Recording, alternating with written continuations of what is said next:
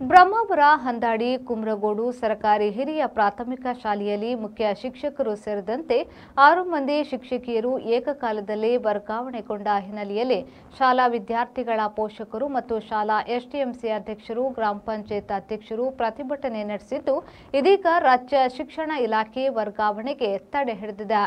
ಸೋಮವಾರದಂದು ಕ್ಷೇತ್ರ ಶಿಕ್ಷಣಾಧಿಕಾರಿಗಳ ಕಚೇರಿ ಮುಂದೆ ತೀರಾ ಆಕ್ರೋಶ ಮತ್ತು ಆತಂಕ ವ್ಯಕ್ತಪಡಿಸಿದ ಘಟನೆಗೆ ರಾಜ್ಯ ಶಿಕ್ಷಣ ಇಲಾಖೆ ಸ್ಪಂದಿಸಿ ರಾಜ್ಯದ ಎಲ್ಲಾ ಭಾಗದ ವರ್ಗಾವಣೆಗೆ ತಡೆ ಹಿಡಿದಿದೆ. 100 ವರ್ಷದ ಕುಮ್ರಕೋಡು ಸರ್ಕಾರಿ ಶಾಲೆಯಲ್ಲಿ ಮಕ್ಕಳ ಸಂಖ್ಯೆ ತೀರಾ ಕಡಿಮೆಯಾಗಿ ಮುಚ್ಚುವ ಸ್ಥಿತಿಯಲ್ಲಿದ್ದುದನ್ನು ಮನಗಂಡು ಹಳೆ ವಿದ್ಯಾರ್ಥಿಗಳು, ಊರದಾನಿಗಳು, ಪೋಷಕರು, ಶಿಕ್ಷಕರು ಸೇರಿ ಶಾಲೆಗೆ ಬೇಕಾಗುವ ಎಲ್ಲ ಸೌಲಭ್ಯವನ್ನ ಹೆಚ್ಚಿಸಿ ಲಕ್ಷಾಂತರ ರೂಪಾಯಿ ವೆಚ್ಚದಲ್ಲಿ ಶಾಲೆಗೆ ಬೇಕಾಗುವ ಮೂಲಭೂತ ಸೌಕರ್ಯ, ನೂತನ ಕೊಠಡಿ, 175 ವಿದ್ಯಾರ್ಥಿಗಳು ಶಿಕ್ಷಣವನ್ನು ಪಡೆಯುತ್ತಿದ್ದು, ಇದೇ ವರ್ಷ ಶತಮಾನೋತ್ಸವ ಆಚರಣೆಯನ್ನ ಮಾಡಲಾಗಿತ್ತು.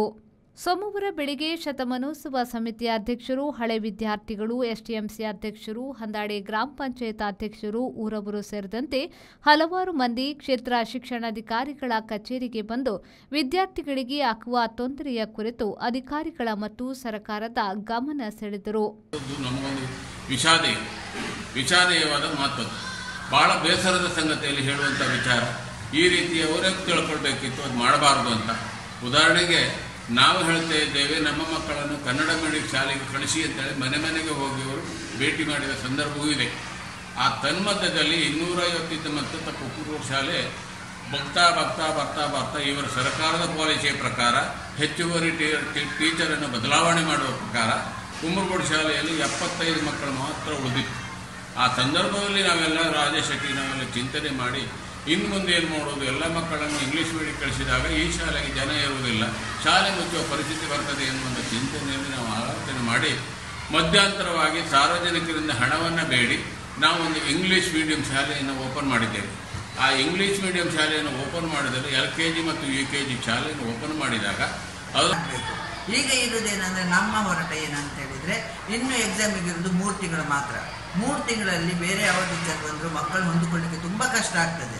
ಅದಕ್ಕಾಗಿ ನಾವು ನಿಮ್ಮಲ್ಲಿ ಮನವಿ ಏನಂತ ಹೇಳಿದರೆ, ಹೀಗೆ ಹೋಗುವ ಟ್ರಾನ್ಸ್ಫರ್ ತಗೊಳ್ಳುವ ಟೀಚರಿಗೆ ಈ ಏಪ್ರಿಲ್ ತನಕಷ್ಟೇ ಅವರು ಇದೇ ಶಾಲೆಯಲ್ಲಿದ್ದು ಮುಂದಿನ ದಿನಗಳಲ್ಲಿ ಏನಾಗ್ತದೆ ಅದು ಆಗಲಿ.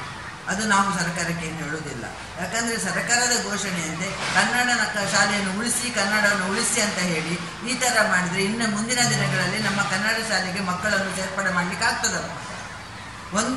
80 ಇದ್ದ ಮಕ್ಕಳನ್ನು 170ಕ್ಕೆ ತರಲಿಕ್ಕೆ ಊರಿನವರು, SDMCಯವರು, ಹಳೆ ವಿದ್ಯಾರ್ಥಿಗಳು ಎಷ್ಟು ಶ್ರಮ ಪಟ್ಟಿದ್ದಾರೆ ಅದು ನಮಗೆ ಮಾತ್ರ ಗೊತ್ತಿರುವಂಥದ್ದು. ಮಾತ್ರವಲ್ಲದೆ ಉಡುಪಿ ಜಿಲ್ಲಾ ಉಪನಿರ್ದೇಶಕರ ಕಚೇರಿಗೆ ತೆರಳಿ ವ್ಯವಸ್ಥೆಯನ್ನ ಸರಿಪಡಿಸದಿದ್ದಲ್ಲಿ ತೀವ್ರ ಪ್ರತಿಭಟನೆಯ ಎಚ್ಚರಿಕೆಯನ್ನ ನೀಡಿದ್ರು.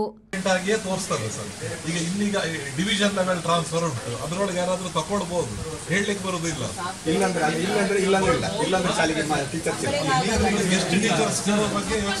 ಪೋಸ್ಟಿಂಗ್ ಆಗಿದೆ ಇಲ್ಲಿ ಸರ್, ಈ 4 ಜನರಿಗೆ ಪೋಸ್ಟಿಂಗ್ ಆಗಿದೆ.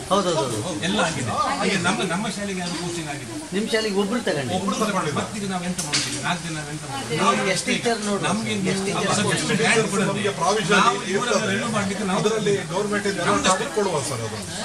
ಅಲ್ಲ, ನಾವು ಒಂದೇ ನಿಮ್ಮ ಹತ್ರ ಮನವಿ ಮಾಡೋದು, ನಾವು ಎಷ್ಟಕ್ಕೆ ನಾವು ಅವರ ನಮ್ಮ ಗೆಸ್ಟ್ ಟೀಚರ್ ಶಾಲೆಗೆ ಬರುವವರಿಗೆ ಎಂಟ್ರಿ ಆಗೋರಿಗೆ ಇವರು ರಿಲೀವ್ ಮಾಡುತ್ತಾರೆ ಅಷ್ಟೇ. ಈಗ ರಿಲೀವ್ ನಿಮ್ಮ ಈಗ ಅಲ್ಲ, ಅಲ್ಲಿ ಏನ್ ಗೊತ್ತಾ ಸರ್, ನಮಗೆ ಮೇಲಿಂದ ಹೇಗೆ ಬರ್ತದೆ ಅಂತ ಗೊತ್ತಿಲ್ಲ. ಇದೀಗ ಮನವಿಗೆ ಸ್ಪಂದಿಸಿದ ಶಿಕ್ಷಣ ಇಲಾಖೆ ಶಿಕ್ಷಕರ ವರ್ಗಾವಣೆಯನ್ನ ತಡೆ ಹಿಡಿದಿದೆ.